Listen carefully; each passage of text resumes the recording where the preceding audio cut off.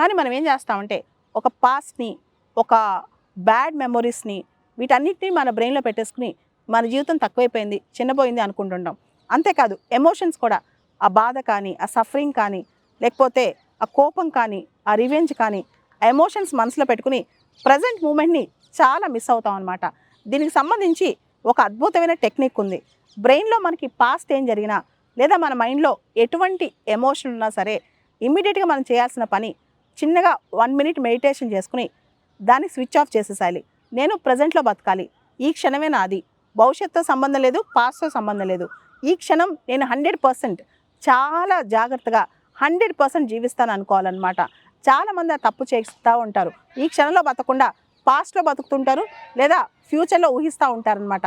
కానీ ఎప్పుడైనా సరే ఈ మూమెంట్, ఇప్పుడు మనం ఉన్న మూమెంట్, ఈ రియల్ టైం మూమెంటే, ఇది మాత్రమే మంది. పాస్ట్ మంది కాదు, పాస్ట్ గడిచిపోయింది, దాన్ని మార్చే పరిస్థితి మంది కాదనమాట. ఆ మార్చే శక్తి కూడా మనకు ఉండదు. జరిగిపోయిన దాని గురించి అస్సలు ఆలోచించొద్దు. ఓన్లీ దాని నుంచి పాఠాలు నేర్చుకోవాలి, దానిలోంచి ఎక్స్పీరియన్సెస్ నేర్చుకోవాలి. దానిలో ఉన్న బ్యాడ్ మెమరీస్ అనేది పక్కన పెట్టేసేయాలి. బ్రెయిన్లో ఒక షెల్ఫ్ పెట్టేసి ఆ మెమరీస్ పూర్తి స్థాయిలో క్లోజ్ చేసేసేయాలి.